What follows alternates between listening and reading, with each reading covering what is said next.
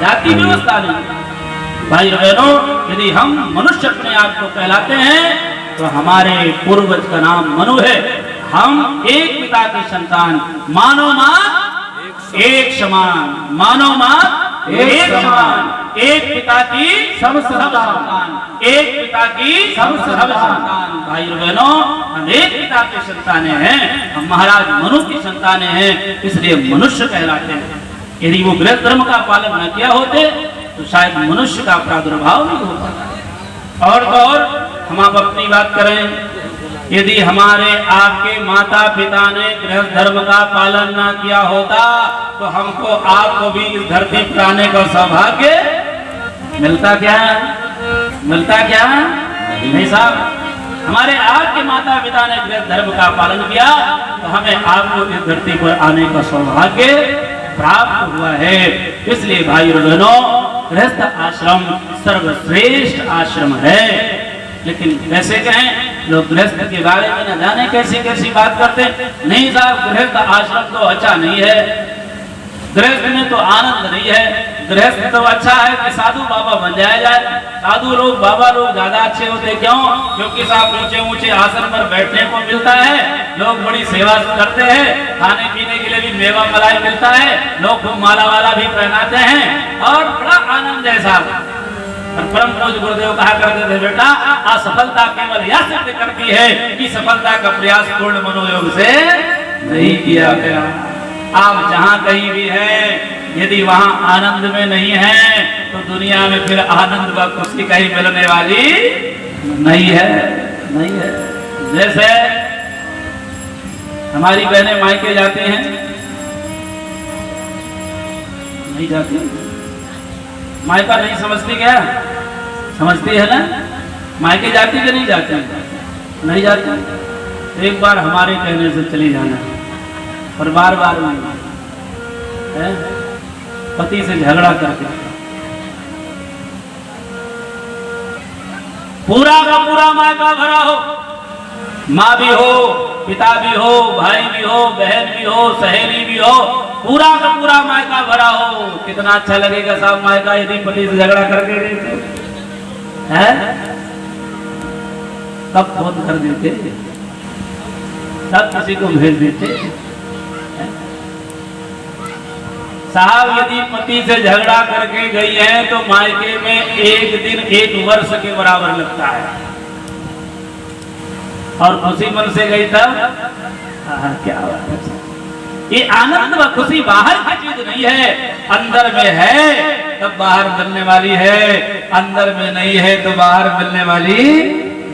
ईश्वर अंश जीवया बिना है।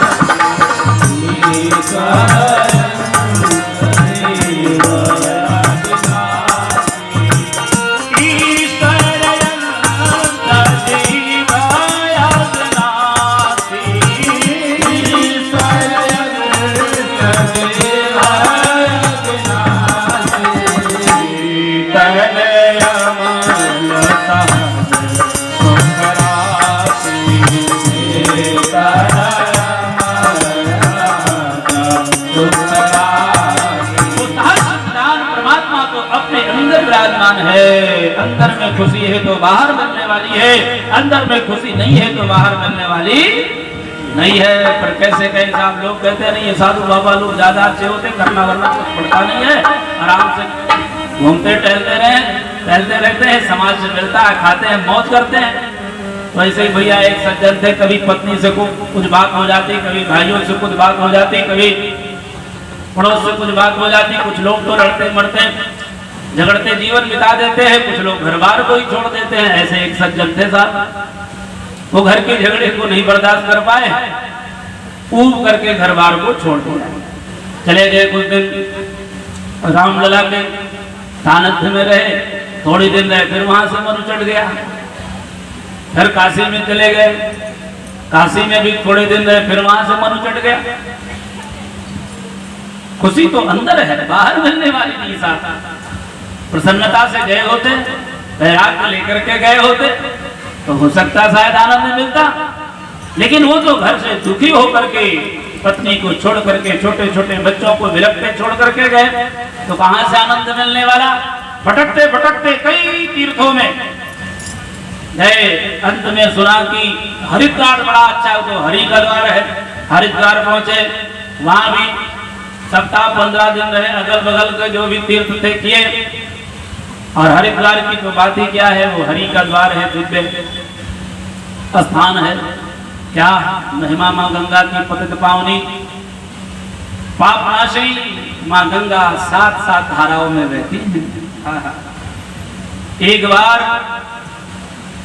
माँ गंगा के पावन जल के आचमन को सौभाग्य मिल जाए, क्या पक्के पक्के माँ गंगा के घाट 7 धाराओं में बहने वाली माँ के आचमन का सौभाग्य मिल जाए, तो न जाने कितने जीवन के पाप दूर हो जाते हैं, जल जाते हैं। निरंतर भोज भंडारा चलता रहता है, लोग भोज भंडारे कराते रहते हैं, फ्री का मिलता रहता है, कपड़ा भी बढ़ता रहता है, भोजन भी बढ़ता रहता है।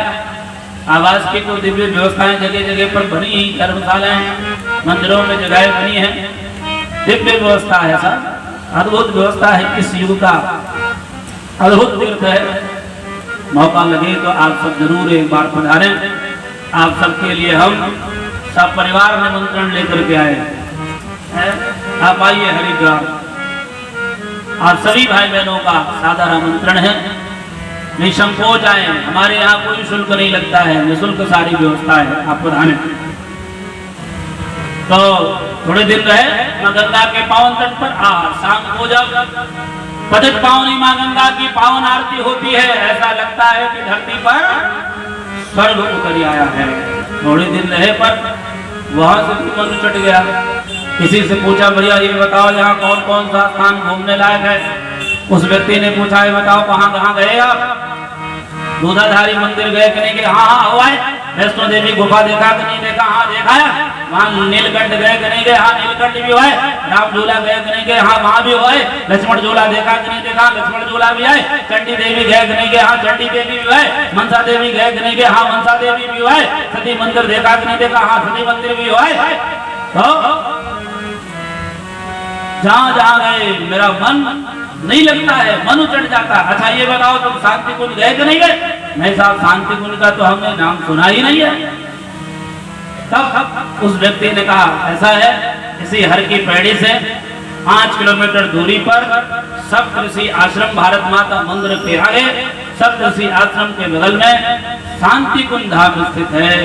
दुनिया में तुम्हें कहीं शांति मिली हो ना मिली हो, लेकिन शांति कुंज हरिद्वार में पहुंचने से तो शांति मिल ही जाती है, मिल ही जाती है। इस युग का जीता जागता युग तीर्थ है। इस युग का जीता जागता युग तीर्थ है शांति कुंज। पहुंचिए। सबसे पहले परम पूज्य गुरुदेव परम वंदनीय माता जी अपने बच्चों के स्वागत के लिए खड़े रहते। पावन सजल श्रद्धा व प्रखर प्रज्ञा इस युग का जीवंत तीर्थ है साहब। क्या अद्भुत व्यवस्था शांति कुंज की। परिवार एक अद्भुत उदाहरण है, अद्भुत उदाहरण है। जैसे पहुंचे तो पावन सजल श्रद्धा प्रखर प्रज्ञा सदगुरुदेव भगवान परम वंदनीय माता जी, जहां एक बार भी परिक्रमा करने का मौका लग जाए तो न जाने कितनी समस्याओं का समाधान अपने आप हो जाता है। वहां कोई दुआ भभूत बांटते नहीं मिलता, लेकिन जो एक बार परिक्रमा करके अपनी बात कह देता है उसकी समस्या का समाधान हो जाता है। ऐसी अनेकों घटनाएं, अनेकों अनुभव है भाई बहनों, अनेकों अनुभव है। अब उस विषय पर और नहीं जाएंगे। अद्भुत आश्चर्यजनक के सत्य नाम के 3 भागों में पुस्तक छपी है, उसको लेकर के पढ़ना। और बहुत सारे अनुभव है। एक सज्जन हमारे पास के ही है, जहाँ हमारी जन्मस्थली है उसी के पास के हैं। उनकी बच्ची का विवाह हुआ, अच्छा परिवार समझ करके उन्होंने किया। कुछ समय बाद दोनों बच्चों में नहीं बना, लगभग कई वर्ष उनके घर में रही बच्ची। उन्होंने कहा, बेटी तेरी दूसरी शादी कर दे। उसने कहा, नहीं, मैंने जीवन में एक पति स्वीकार किया है, मैं दूसरी शादी नहीं करूंगा, ऐसे रह लूंगी। बहुत चिंतित हुए, आखिर जीवन कैसे बीतेगा। अभी कोई बच्चा भी नहीं है गोदी में, कैसे जीवन व्यतीत करेगी ये। माता पिता बहुत दुखी हुई, उन्होंने सोचा क्या करें। एक दिन संकेत मिला, शांति कुंज चला, बच्ची को लेकर के शांति कुंज गए, जीजी से मिलाया, आश्रम में रहे 9 दिन, अनुष्ठान किया।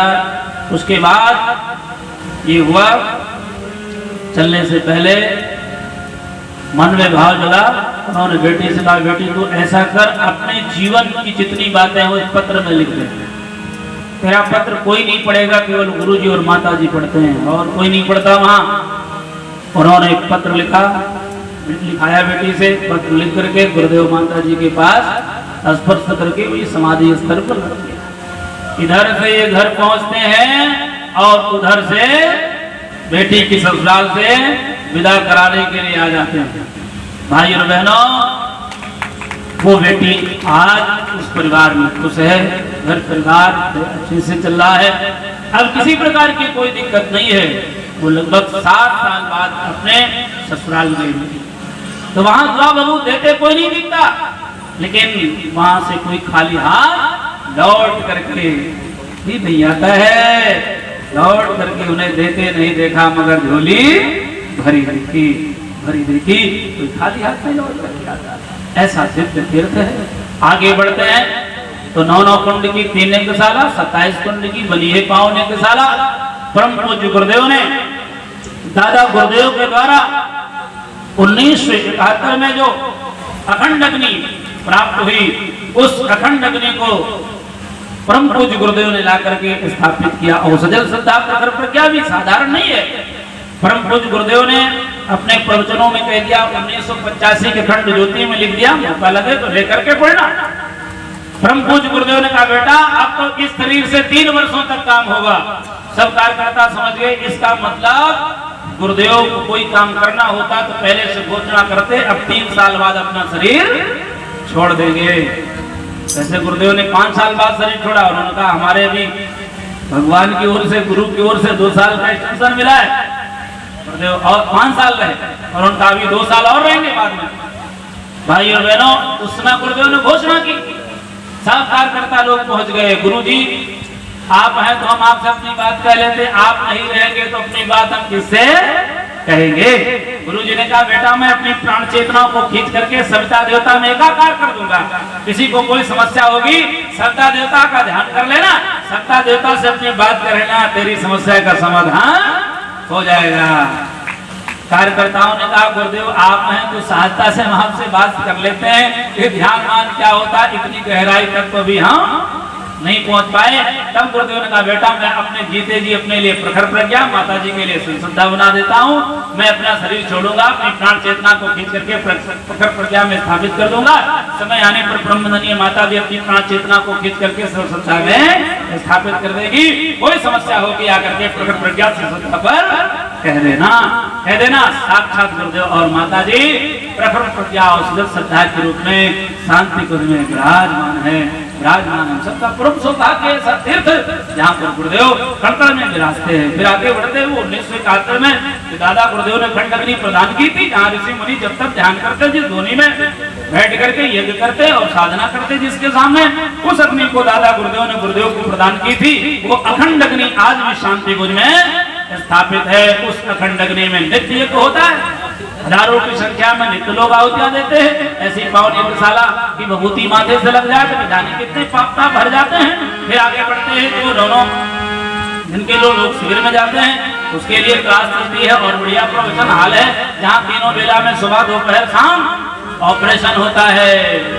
इसका ऑपरेशन मनो के रोगियों का है, अनेकानेक रोगों का, जो ज्यादातर मन से रोगी हैं उनका ऑपरेशन चलता था, उनकी दवा उनका इलाज होता है। वहाँ सब समस्याओं के समाधान हुआ करते हैं, न जाने कितनी समस्याएं लोग लेकर के जाते हैं, उनकी समस्या का समाधान हो जाता है। तीनों बेला में होता है सत्संग साहब। फिर आगे बढ़ते हैं तो देखते हैं 7 ऋषियों की दिव्यस्थली, जहाँ पर 7 ऋषि विराजमान है। परम पूज्य गुरुदेव से जब दादा गुरुदेव ने निर्माण योजना की नींव रखने की बात कही तो गुरुदेव ने कहा हमसे अकेले कैसे संभव हो सकेगा। तब दादा गुरुदेव ने कहा कि हमारे साथ सारे ऋषि हैं, तो गुरुदेव ने कहा ऋषियों को हमारे साथ चलना पड़ेगा। तब दादा गुरुदेव ने ऋषियों से निवेदन किया। ऋषियों ने कहा मैं स्थान तो हम तो इस परिवर्तन के कार्य में लगे ही हैं।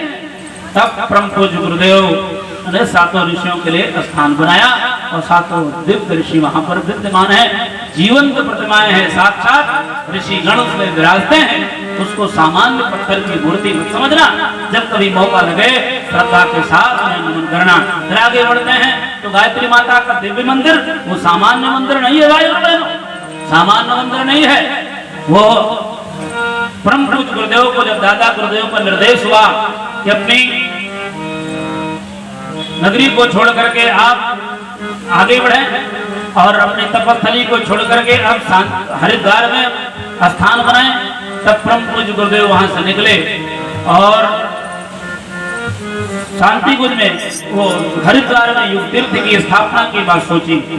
हरिद्वार में प्रॉपर्टी डीलरों ने कई जगह स्थान दिखाया पर गुरुदेव के समझ में नहीं आया।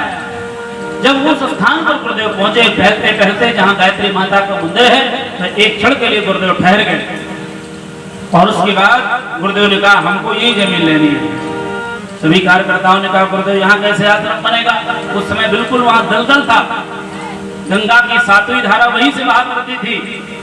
परम पूज्य गुरुदेव ने कहा नहीं, तीर्थ की स्थापना तो यही करनी है। प्रॉपर्टी डीलर ने कहा अरे महाराज हम इससे और अच्छी जमीन देंगे, दलदल में कहां फंसोगे, जल्दी आश्रम नहीं बन पाएगा। गुरुदेव ने कहा मैं जमीन की नहीं तलाश कर रहा, मैं तो चेतना की तलाश में हूँ। ये सामान्य स्थान नहीं है, ये ऋषि विश्वामित्र की तपस्थली है। ऋषि विश्वामित्र ने उसी स्थान पर तप करके गायत्री को सिद्ध किया था। वही स्थान है जहाँ पर उन्होंने कठोर तप किया। आपने देखा होगा गायत्री माता का जहाँ मंदिर है उसी के ठीक सामने ऋषि विश्वामित्र की मूर्ति है। वो ऋषि विश्वामित्र की तपस्थली है, सामान्य स्थान नहीं है। परम पूज्य गुरुदेव ने वहां पर गायत्री माता की स्थापना की और फिर एक दिव्य मंदिर और बनाया जो पूरी दुनिया में ऐसा दिव्य मंदिर नहीं मिलता है। शायद अब लोग कुछ बनाने लगे। परम पूज्य गुरुदेव ने अद्भुत मंदिर बनाया। कौन सा मंदिर? आपने देखा होगा बड़े बड़े करोड़ों के लागत से, अरबों के लागत से मंदिर बनते हैं, लेकिन वो किसी को कुछ विशेष संदेश नहीं दे पाते। लेकिन वो अद्भुत मंदिर है जो मानवता का बोध कराता है, जो जीवन का बोध कराता है। वो कौन सा मंदिर है? भटके हुए देवता का मंदिर। मनुष्य और कुछ नहीं, उठा हुआ पशु या भटका हुआ देवता है। ये मनुष्य एक देवता है और अपने पद से भटक गया है। भटके हुए देवता का मंदिर, उसकी विशेषता क्या है? उसकी विशेषता बाद नहीं बताएंगे। उसके लिए हम आपके लिए निमंत्रण लेकर के आप पधारें और उस भटके हुए देवता के मंदिर को देखें और उसकी विशेषता को समझें। उसके लिए आप निश्चित रूप से पधारने की कृपा करें। उसके लिए हम आपको आमंत्रित करते हैं, आप आइए समझते। फिर आगे बढ़ते तो देखते हैं क्या, एक लंबी लाइन लगी है, वो भी लाइन में लग गए। आगे जाते हैं तो देखते क्या है, एक दीपक जल रहा है। वो सामान्य दीपक नहीं। दादा गुरुदेव का निर्देश पर बसंत पंचमी 1926 को जो परम पूज्य गुरुदेव ऋषि वेद मूर्ति तपोनिष्ठ पंडित श्री राम शर्मा आचार्य जी ने दीपक प्रज्वलित किया था, वह अखंड दीपक आज भी जल रहा है।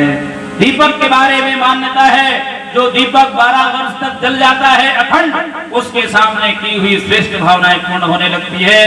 वो तो 1926 से जल रहा है भाई बहनों। 1926 में 100 वर्ष पूरे होने चल रहे हैं साहब दीपक की, और माता जी की जन्म शताब्दी मनाने चल रहे हैं। बड़ा अद्भुत कार्यक्रम होगा। उसके लिए आपसे हम अभी निवेदन करते हैं कि आप जरूर अपनी मनोभूमि तैयार करें और इसके लिए एक विशेष अभियान चलाएं। एक परिवर्तन का विशेष आपको दृश्य दिखने को मिलेगा। परिवर्तन बहुत तेजी से हो रहा है। आपको 26 से बिल्कुल धरातल पर और दिखने लगेगा भाई और बहनों। तो 1926 अखंड दीपक जल रहा है। उस अखंड दीपक को प्रणाम किया, नमन किया। उसके बाद आगे बढ़ते हैं तो देखते क्या है, अद्भुत भोजनालय, जहां पर हजारों की संख्या में एक साथ बैठ करके लोग भोजन करते हैं। यहाँ 100-200 को खिलाना पड़ता है तो हालत खराब हो जाती है। कहीं पूड़ी नहीं पहुंची तो कहीं रसगुल्ले गोल हो गया है।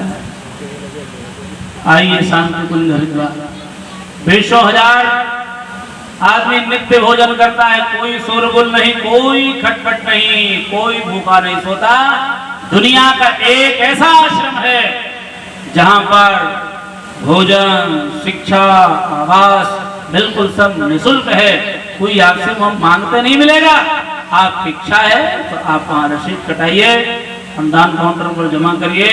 इस युग का जीवंत तीर्थ है जहां पर प्यार व दुलार मिलता है। यहाँ चार भाई एक साथ नहीं रह पाते, यहाँ तक पति पत्नी के बीच में कैसा टकराव व बिखराव हो जाता है।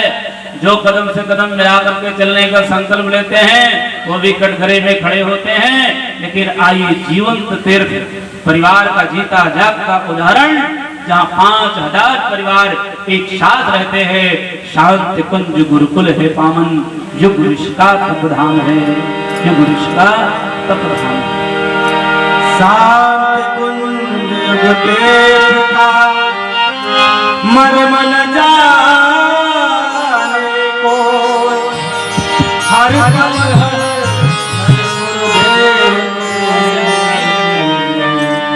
तप के दर्शन हो, तप के दर्शन हो। चल मन शांति कुंज हरिद्वार हो, चल मन शांति कुंज हरिद्वार। जहाँ है जग जननी का प्यार, गुरु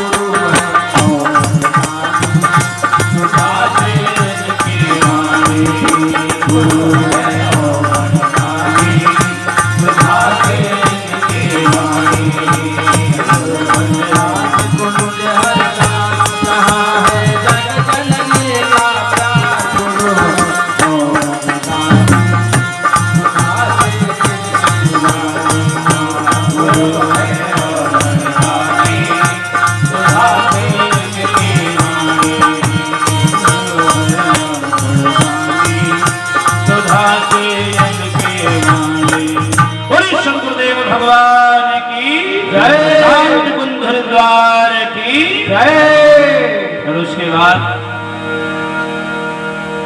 आगे बढ़ते हैं तो बढ़िया सा सत्संग वहां बैठ जाते हैं। इस प्रकार से 9 दिन उनका कैसे बीत जाता है। 9 दिन की जो साधनाएं चली, उस साधना में कैसे उनका 9 दिन बीत गया नहीं पता चला। अगले दिन शाम को संकीर्तन हुआ, विदाई गीत हुई, जाओ युग के सृजन साधको तुमको आज विदाई। अब भैया जो जहां है अपना अपना स्थान खाली करेंगे, अगले साधकों के लिए वो स्थान सुनिश्चित किया जाए। तो उनको लगा अब यहाँ कैसे रहने को मिलेगा। तो भाई बहनों, शांति कुंज धाम में कैसा है, बिना अनुमति के रहने को नहीं मिलता। लगता तो आपका धेला नहीं था, एक पैसा नहीं लगता कहीं, लेकिन बिना अनुमति के रहने को नहीं मिलता। आप बिना अनुमति के गए हैं, 2-4 दिन दाएं बाएं रह सकते हैं, लेकिन आप पर कितने लोग रहते हैं वहां पर, एक एक व्यक्ति पर नजर है वहां, कोई ऐसे नहीं रह सकता था। तो ये हुआ क्या 9 दिन बाद अब यहाँ नहीं रहने को मिलेगा। कहा ना ना ना ना, ये बताओ और रहना चाहते हो तो कोई अनुमति पत्र है नहीं। हम तो इसे जानते ही नहीं थे कि अनुमति भी लेनी पड़ती है ना। और से कौन से शिविर होते हैं यहाँ, तो बताया साहब, यहाँ लोगों को प्रालोभी बनाया जाता है, अनेकानेक प्रलोभन दिए जाते हैं। सरकारें न जाने क्या क्या फ्री का राशन बांटती है, तो कोई कुछ करता है तो कोई कुछ करता है। वहीं शांति कुंज हरिद्वार में युवा पीढ़ी को अपने हाथ पांव पर खड़ा होना सिखाया जाता है, स्वावलंबी बनाया जाता है, स्वावलंबी बनाया जाता है। फोकट के ना खाएं, मेहनत करें, श्रम करें और अपनी मेहनत की कमाई पर विश्वास भरोसा रखें। भाई बहनों, स्वावलंबन सिखाया जाता है। एक एक महीने के युग शिल्पी सत्र चलते हैं, युग सैनिक तैयार किए जाते हैं, एक एक महीने का प्रव्रज्ञा का सत्र होता है। आज आप सभी के बीच में जो संकीर्तन चल रहा है, जो कथा सत्संग हो रहा है, ये शांति कुंज हरिद्वार की देन है। वहीं पर एक एक महीने के सारे सत्र चलते हैं, बीच बीच में प्रवक्ता शिविर होते हैं। ये सारे शिविर वहां पर संपन्न होते हैं, पर उसके लिए अनुमति लेनी पड़ती है। तो हुआ साहब हम और रहना चाहते हैं, तो कहा बिना अनुमति के तो नहीं रहने को मिलेगा। जीवन जीने की कला अद्भुत यहाँ सिखाई जाती है, पर अनुमति के बिना नहीं है। मानव का जीवन कैसा होना चाहिए, कैसे पारिवारिक जीवन होना चाहिए, कैसे आध्यात्मिक जीवन होना चाहिए, जीवन का लक्ष्य क्या है, कि पूरा का पूरा शांति कुंज हरिद्वार कार्यकर्ताओं की टकसाल है। नव निर्माण के लिए वहां लोगों को खड़ा किया जाता है, उनके अंदर प्रेरणाएं भरी जाती है। मानव बढ़ने की फैक्ट्री कही जाए तो इसमें कोई भाई बहनों, इसलिए निवेदन है, मौका लगे तो जरूर आइए, जरूर आइए। ये हुआ कि हम कैसे रहेंगे, तो उस समय गुरुदेव थे। लोगों ने कहा यदि गुरुजी आपको आज्ञा दे दें तब आपको यहाँ रहने को मिल सकता है। फिर जब गुरुदेव के पास मिलने के लिए गए, गुरुजी ने पूछा और बेटा तेरी साधना कैसे रही, साधना में तेरा मन लगा, यहाँ अच्छा लगा? हाँ गुरुदेव बहुत अच्छा लगा, बड़ा आनंद आया। और बेटा तू जीवन में क्या क्या कहाँ कहाँ यात्राएं की, क्या कौन कौन सी साधनाएं की? गुरुदेव साधनाएं तो ज्यादा नहीं किया, साधना तो मैंने आकर के यही किया। तीर्थ यात्राएं तो बहुत की, बहुत तीर्थों में गए, लेकिन यहाँ का जैसा आनंद नहीं है। वाह वाह बेटा, बहुत अच्छा, बहुत अच्छा, तेरी साधना अच्छी हुई। हाँ गुरुदेव बहुत अच्छी। तो अब तो बेटा तीर्थ में रह करके जो साधना किया, जो तप किया है और जो यहाँ पर सीखा है, वो समाज में फिर जाकर के किस रूप में फैलाएगा, कैसे कैसे समाज में बांटेगा, कैसे कैसे साधना के सत्र चलाएगा, कैसे कैसे ज्ञान का विस्तार करेगा, कैसे कैसे सत्य साहित्य का वितरण करेगा, समाज में कैसे अच्छाइयां फैलाएगा।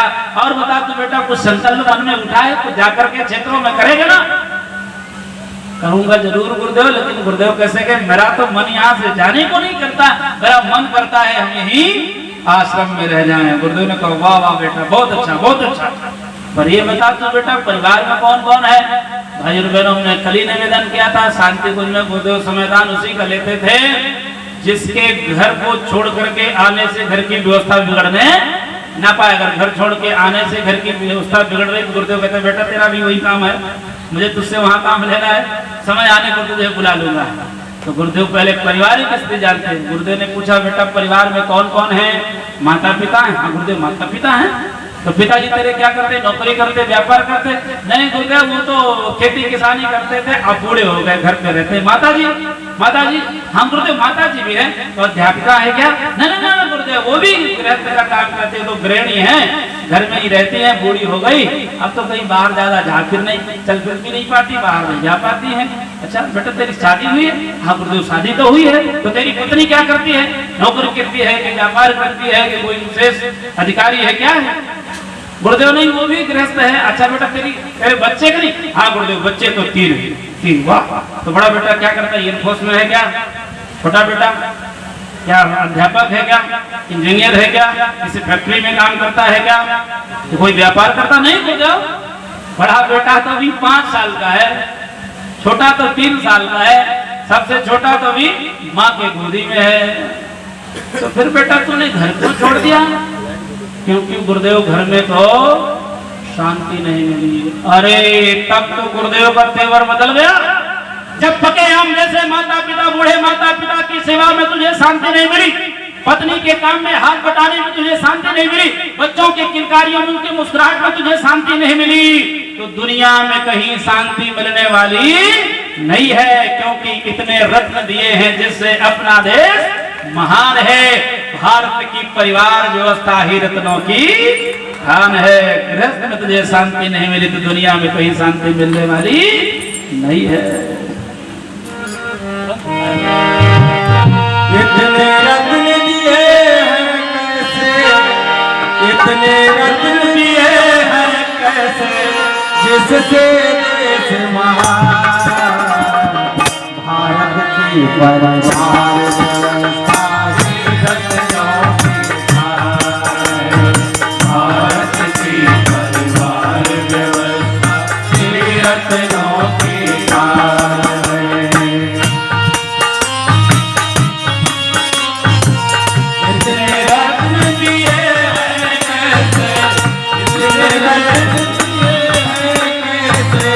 जिससे देश महान है। भारत की परिवार व्यवस्था ही रत्नों की खान है। भारत की परिवार व्यवस्था ही रत्नों की खान है।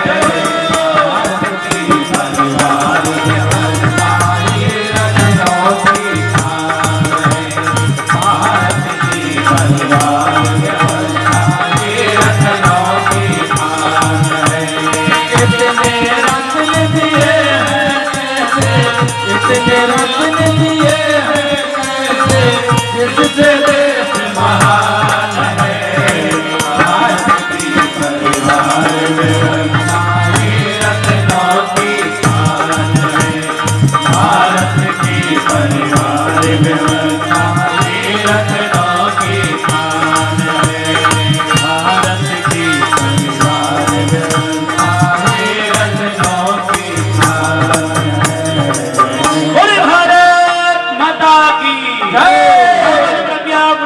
भगवान की जय। सदगुरुदेव भगवान की बहनों, ये भगोड़ों का परिवार नहीं है साहब। नारी में गृह संपत नासी और मोड़ मुड़ाए भय सन्यासी। ये सदगृहस्थों का परिवार है साहब। ये राह नहीं है फूलों की, कांटे ही ईश्वर मिलते हैं, लेकर के दर्द जमाने का बस हिम्मत वाले चलते हैं। सदगृहस्थों का परिवार है साहब, ये भगोड़ों का परिवार नहीं है।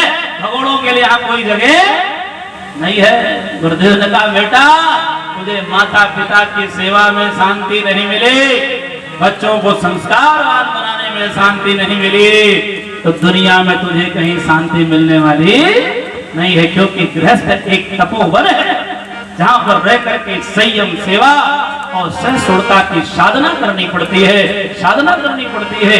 ये सामान्य आश्रम नहीं है। कोई डॉक्टर, इंजीनियर, प्रोफेसर बाद में है, पहले वह सच्चा एक सदगृहस्थ है। सदगृहस्थ से भाई और बहनों, गुरुदेव ने कहा बेटा गृहस्थ से बड़ा और कोई आश्रम नहीं है। जो ऋषि कथा व्यास वेद मूर्ति त्रिकोणिष्ठ पंडित श्री राम शर्मा आचार्य जी की लेखनी चलती है। सदगुरुदेव भगवान प्रज्ञा प्राण की पावन कथा में लिखते हैं कि एक महात्मा जी जंगल में रह करके तप करते, साधना करते, कुटी बना करके रह रहे, पर वो नियमित साधना समय पर करते थे। बड़ी अद्भुत उनकी व्यवस्था था। शाम को समय पर, सुबह समय पर निरंतर उनकी साधना हो। हम आप सबसे भी निवेदन करने आए, जब हम साधना में बैठे तो दो चीजों को अपने साथ जरूर रखना चाहिए। एक अग्नि और दूसरा जल। अग्नि और जल ये दोनों अपनी साधना में अवश्य रखना चाहिए, क्योंकि ये जन्म से लेकर के मृत्यु तक के हमारे साथी हैं। अग्नि के रूप में दीपक, जल के रूप में एक लोटा जल। ये जन्म से लेकर के मृत्यु तक हमारे साथी। आपने देखा होगा आज तो शहरों में, हॉस्पिटलों में ज्यादा बच्चों का जन्म होता है। नहीं, गाँव में घरों में जब जन्म होता, जैसे बच्चे का जन्म होता, कोई न कोई एक जगह आगी जलाई जाती है और उसमें लोहान या कुछ लोहान समझ डालते हैं। यहाँ होता था नहीं होता। और जल के रूप में, जल को स्नान को पहला स्नान है ना। तो ये दोनों जन्म से लेकर के मृत्यु के साथ, जैसे आदमी शरीर छोड़ता है, आत्मा शरीर के बंधन से मुक्त होती है। घर के लोग कितने रोते पीटते रहे, पर कोई न कोई आके सुलगा करके जला करके रख देता, नहीं मुट्ठी भरकर बत्ती जला करके लगा देता। तो जन्म से मृत्यु के, जन्म से लेकर के मृत्यु तक के साथी हैं। इसलिए इन्हें पूजा के समय भी अनिवार्य रूप से रखना चाहिए। जब अपनी साधना, अपना जब पूरा हो जाए तो एक लोटा अर्घ्य सूर्य भगवान को, सविता देवता को चढ़ा देना चाहिए। हम दुर्गा माता की, काली माता की, संतोषी माता की, हनुमान जी की आदि अमुक अमुक देवी देवताओं की पूजा करते हैं। उनके प्रत्यक्ष दर्शन हमें होते कि नहीं होते या नहीं मालूम, पर भगवान सूर्य सविता देवता हमको नित्य प्रत्यक्ष दर्शन देते कि नहीं देते? नहीं देते साहब। कोई ऐसा है जो वंचित है? जैसे सूर्य भगवान यहाँ से विदा लेते हैं, न जाने कितने लाखों करोड़ों दीपक जलते हैं, घर में न जाने कितने बल्ब लगे हैं, लेकिन कहीं न कहीं कोने में अंधेरा रह जाता कि नहीं रह जाता? गलत तो नहीं करता। कितना भी बल्ब जलाए पर कहीं न कहीं कोने में अंधेरा रह ही जाता है। लेकिन भोर में जैसे सूर्य भगवान सविता देवता, एक ही इतना बड़ा बल्ब जलता है, दुनिया का सारा अंधेरा दूर हो जाता कि नहीं हो जाता साहब? इसलिए अपने जीवन का अंधेरा भी दूर हो जाए, इसलिए नित्य एक लोटा अर्घ्य सूर्य भगवान को, सविता देवता को जरूर करें, जरूर नित्य दिया करें। ये जीवन का क्रम बनाएं। सविता देवता की कृपा दृष्टि हम सब पर सदैव बनी रहे। अब आप क्या करते हैं नहीं जानता, और महात्मा जी का नित्य नियम था, भोर में साधना करते, दीपक जलाते, साधना पूरी होती तो सूर्य भगवान को अर्घदान किया करते। भोर में उठ करके साधना के पश्चात सूर्य भगवान को जल दे रहे थे, एक पेड़ की छाया में, पेड़ के सहारे। हाँ, ये भी ध्यान रहे जब हम जल दे तो कोई ना कोई सहारा ले लेना चाहिए। अगर डायरेक्ट जल डालते हैं तो फिर वो जल की छींटें अपने ऊपर पड़ती है, इसलिए डायरेक्ट जल नहीं डालना चाहिए। कहीं ऐसा डाले कोई सहारा लेकर के, ताकि उसकी छींटें अपने ऊपर न पड़े।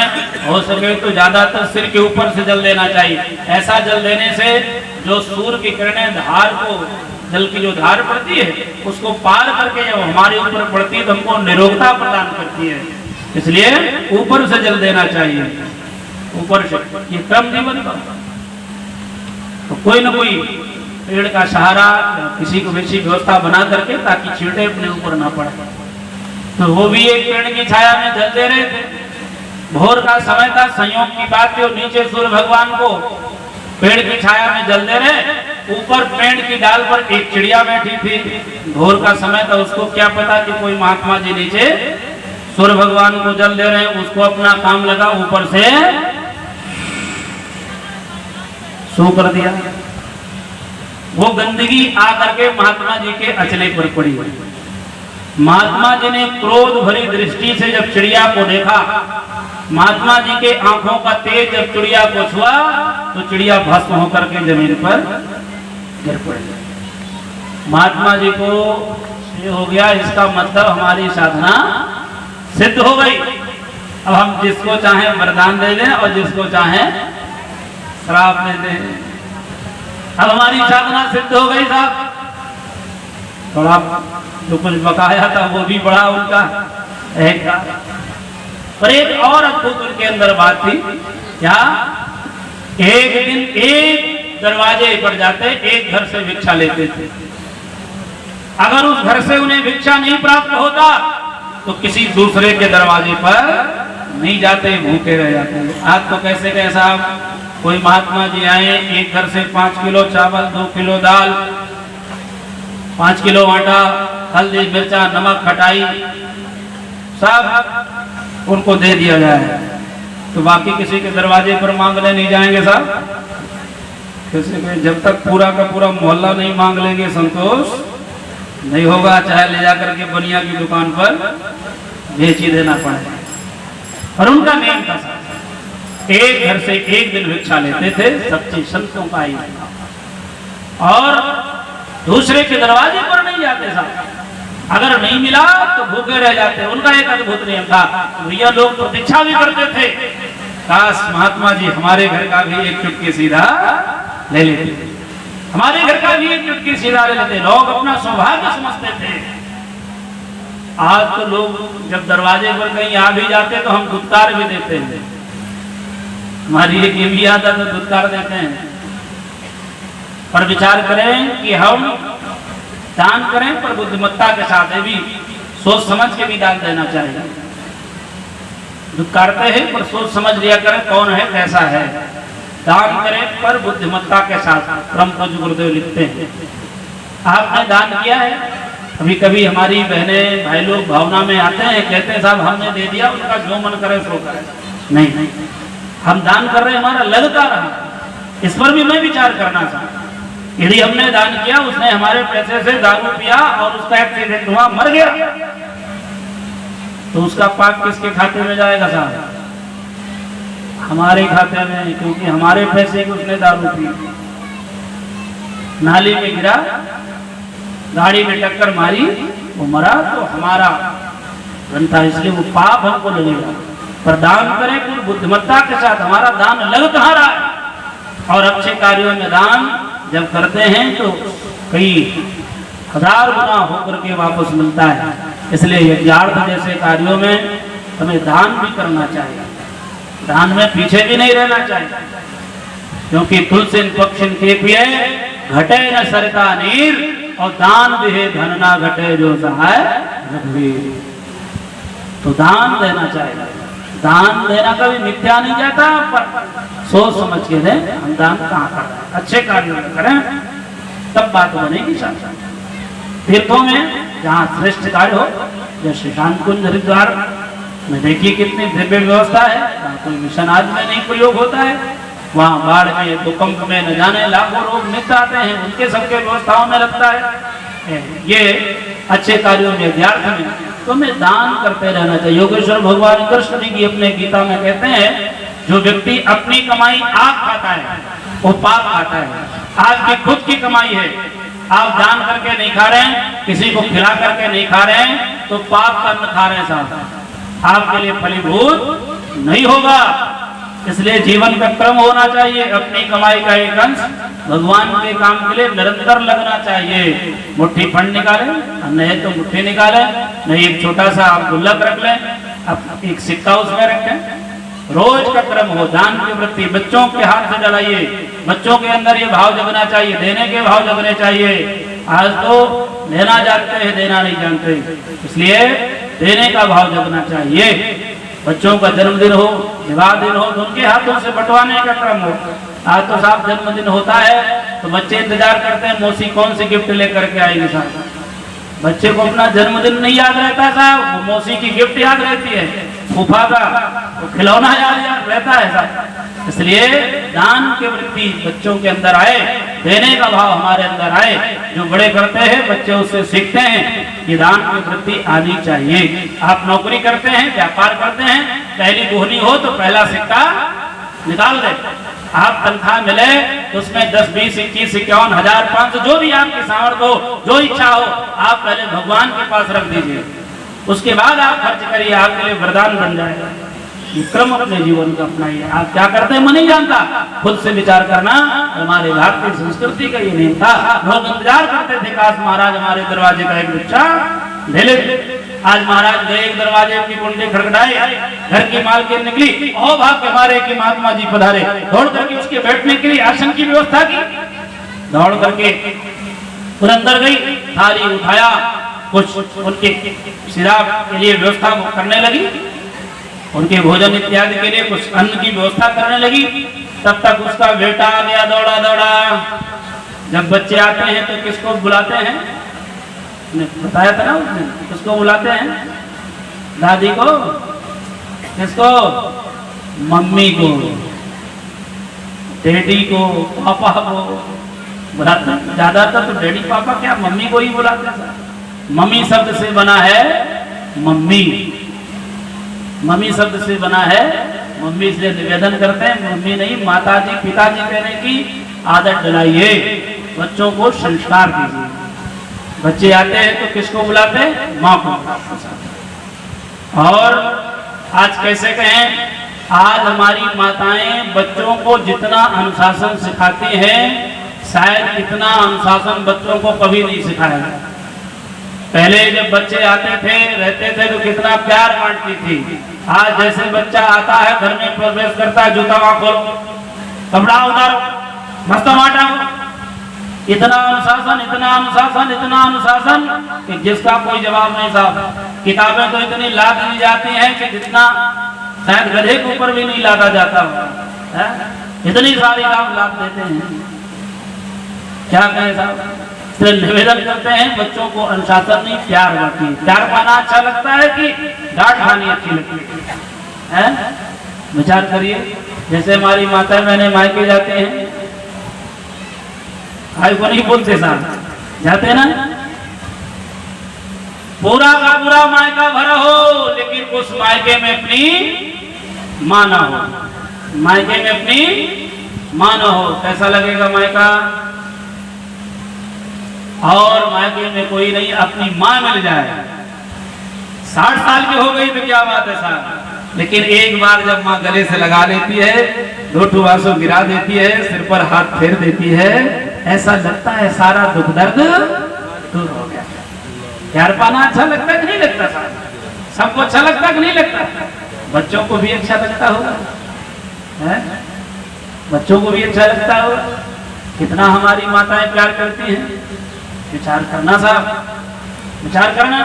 बच्चे जितना प्यार पाते हैं उतना उदार बनते हैं, जितना फटकार पाते हैं उतना क्रूर बनते हैं, क्रूर बनते हैं। इसलिए प्यार बांटना सीखें, प्यार बांटना जितना हो सके आप प्यार बांटिए।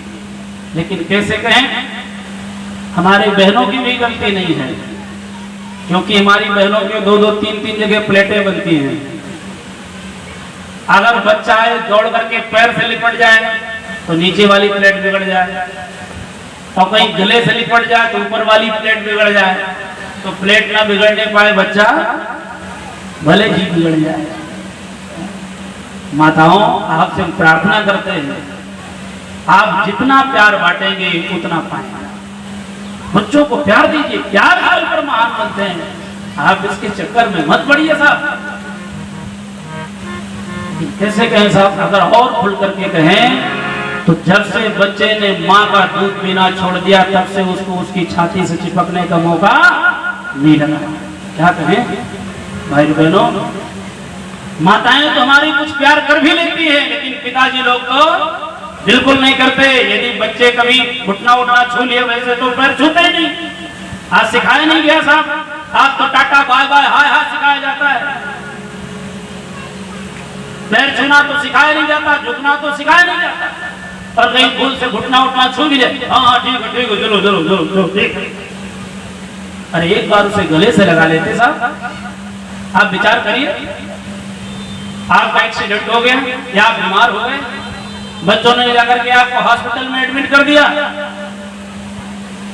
और यहाँ घर में जो बूढ़ी माँ बैठी है, माँ को पता चला मेरा बच्चा अस्पताल में है। अस्पताल में माँ छटपटा जाती है, तिलमिला जाती है। माँ ने पूछा भैया कहाँ है माँ, भैया कहाँ है तुम्हारे पिताजी?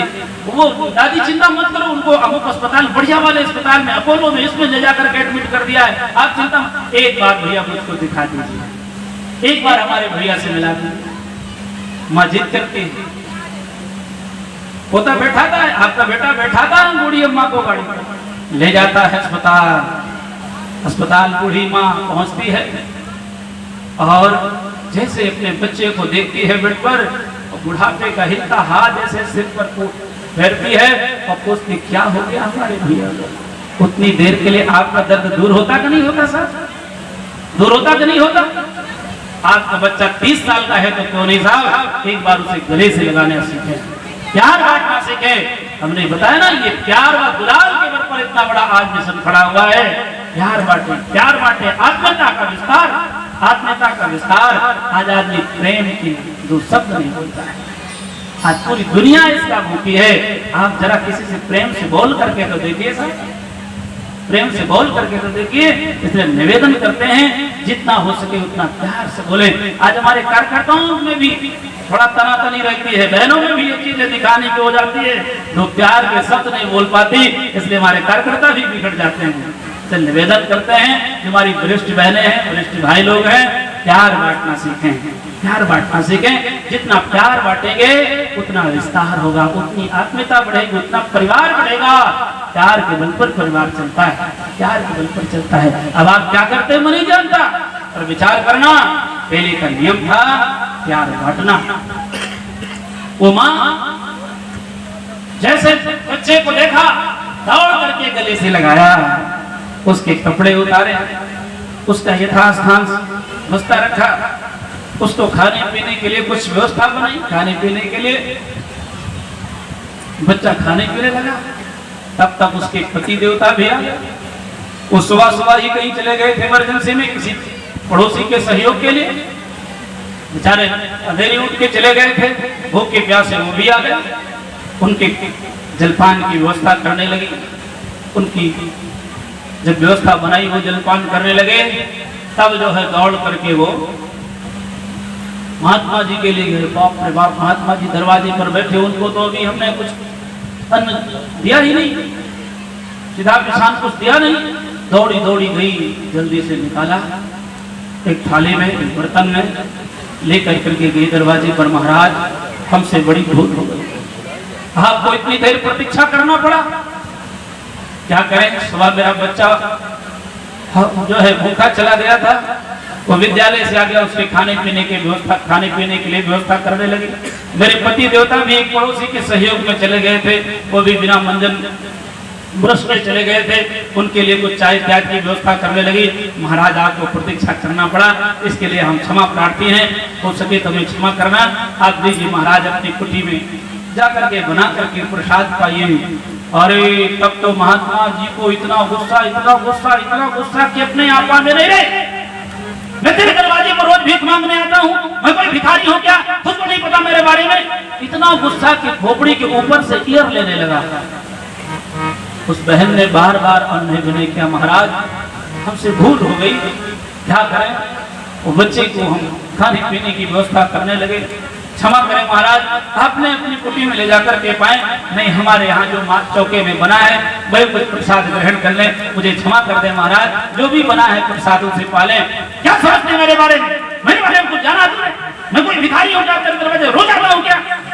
बार बार उस बहन ने अपने विनय किया, लेकिन महात्मा जी का गुस्सा बढ़ता जा रहा।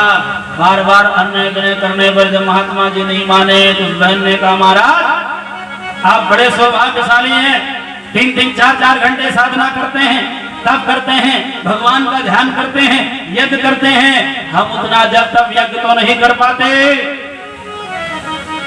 लेकिन महाराज हम जो अपने परिवार की व्यवस्था करते हैं वो कम नहीं है, अब हमको ज्यादा गुस्सा मत दिखाइए, हमको पेड़ वाली चिड़िया मत समझ लेना। अरे तो जो महाराज जी का गुस्सा खोपड़ी के ऊपर केर ले रहा था ना, तो पूरा का पूरा सब अर्थ ले लिया, ठंडे हो गए। अरे देवी ये बताओ तुमको कैसे पता चला कि हमारे देखने से चिड़िया भस्म होकर के जमीन पर गिर पड़ी? क्योंकि उस समय पर जंगल में कोई और था ही नहीं, और में तो केवल मैं था, मेरा भगवान और चिड़िया। तुझे कैसे पता चला कि मेरे देखने से चिड़िया भस्म होकर के जमीन पर गिर पड़ी? उस बहन ने कहा, महाराज बस कुछ नहीं, वैसे मुख से निकल गया, क्षमा करना महाराज, कोई बात नहीं, आप तो जाइए अपनी कुटी में प्रसाद खाइए या हमारे यहाँ जो बना हुआ ना, यदि आज आप नहीं बताएंगे तो मैं तो कुछ अन्न जल ग्रहण नहीं करूंगा। तब उसको बताना पड़ा। उसने कहा, महाराज आप सौभाग्यशाली थी, जब तक साधना करते उतना तो हम नहीं कर पाते, लेकिन जो हम अपने सास ससुर की सेवा करती, जो अपने बच्चों को प्यार व दुलार देती, उनका लालन व पालन करती, जो मैं अपने पति की सेवा करती, उनकी आज्ञा का पालन करती, उनके अनुशासन में रहती, जो समाज के लिए हमसे जो बन पड़ता घंटे 2 घंटे का समय देती, चुटकी मुठा हम कुछ अन्नदान किया करती, जो हमसे बन पड़ता धनदान किया करती। महाराज ये किसी तपस्या से काम नहीं है, उसी के बल पर हमने देख लिया। एक गृहस्थ धर्म किसी से कम नहीं है, गृहस्थ धर्म का परिपालन ऋषियों की बनी व्यवस्था है, वह सच्चा योगी कहलाता, कर्तव्य कर्म रहता है, कर्तव्य कर्म रहता है। गृहस्थ धर्म का परिपालन ऋषियों की बनी व्यवस्था है, ऋषियों की बनी व्यवस्था है, ऋषियों की बनी व्यवस्था है। वह सच्चा योगी कहलाता, कर्तव्य धर्म रत कहलाता, वह सच्चा योगी कहलाता, कर्तव्य धर्म रत कहलाता है, वह सच्चा योगी कहलाता, कर्तव्य धर्म रत कहलाता है। जो सदगृहस्थ अनुशासन को निष्ठा के संग निभाते हैं, निष्ठा के संग निभाते हैं, निष्ठा के संग निभाते हैं, वह सुख सौभाग्य से यश सब अपने जीवन में पाते हैं, सुख सौभाग्य से यश सब अपने जीवन में पाते हैं, सुख सौभाग्य से यश सब अपने जीवन में पाते हैं। सब धर्मों से अधिक धर्म महान गृहस्थ, राष्ट्र धर्म समृद्ध है, बने सुखी राष्ट्र धर्म समृद्ध है, बने सवेरे राष्ट्र धर्म समृद्ध है, बने सवेरे। बोलो प्रज्ञा पुराण की जय, बोलो सद्गुरु भगवान की जय। तो भाई बहनों की बात पक्की है कि गृहस्थ धर्म से बड़ा और दुनिया में कोई धर्म नहीं है। अब बात आती है गृहस्थ की धुरी है पति और पत्नी। गृहस्थ रूपी रथ के ये दो पहिए हैं और इन्हीं के बल पर गृहस्थ की गाड़ी चलती है। गृहस्थ रूपी जो रथ है उसको चलाने वाले पति और पत्नी होते हैं। अब बात आती है कि रथ के दोनों पहियों को कैसे होना चाहिए, कैसे थे और कैसे हो गए, थोड़ी सी इन बिंदुओं पर चर्चा करेंगे। अब जैसे एक रथ में लगा दिया जाए चक्का स्कूटर वाला और एक चक्का लगा दिया जाए जेसीबी मशीन का पीछे वाला, कोई रथ चलेगा साहब? रथ में एक पहिया लगा दिया जाए स्कूटी का आगे वाला और एक पहिया लगा दिया जाए जेसीबी मशीन का पीछे वाला, कोई रथ चलेगा? भिंड वाले चला लेंगे क्या? आप चलाना भी चाहें तो कोई अगला व्यक्ति उस पर बैठने को तैयार, जाओ भैया जहां तुम्हारा मन है वहीं तो रथ के दोनों पहियों को कैसा होना चाहिए, कैसे हो गए और कैसे थे, इन बिंदुओं पर थोड़ी सी चर्चा करेंगे। तो भाई बहनों, भगवान राम का अवतार कहाँ हुआ था? कल भी हमने पूछा था, गोकुल में, हाँ अयोध्या जी में। वहां के राजा थे महाराज दशरथ। वो प्रभु श्री राम को राजगद्दी देना चाहते थे, लेकिन माता कैकेयी ने मांग लिया वरदान, तापस वेश विशेष उदासी, तापस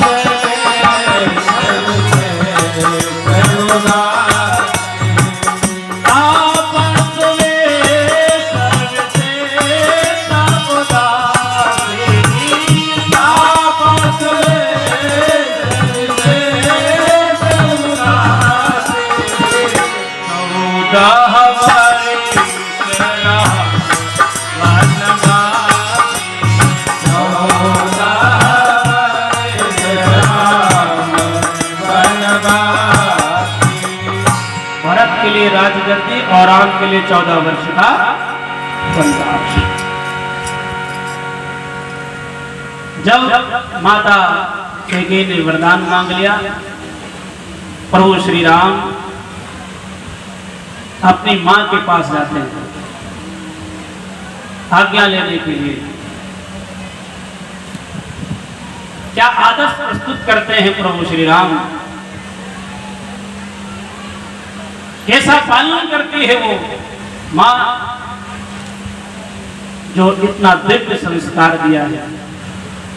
अपनी मां के पास जाते हैं आज्ञा लेने के लिए, तो ये नहीं कहते हैं कि मां मुझे पिताजी ने वनवास दिया है, कहते क्या है? पिता दीन मोहि आनंद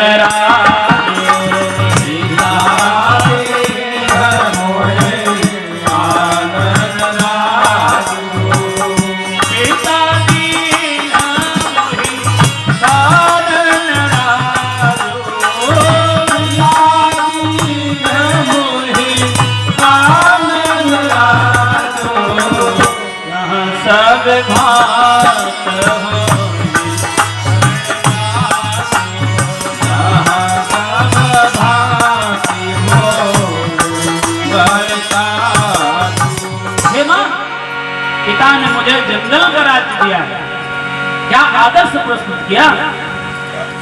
और भाई और बहनों, खासकर भिंड की माताओं, हम आपसे निवेदन करने आए। जिस मां ने सुना था कल मेरा बेटा राजगद्दी पर बैठेगा, उसी मां के कान में ये आवाज पड़ती है कि मेरा बेटा वनवास जा रहा है। माता कौशल्या महाराज दशरथ से लाठी चलाने के लिए गई क्या? माता कैकेयी से छुटाहुच करने के लिए, झगड़ा करने के लिए गई क्या? गई? आज कैसे कहें साहब?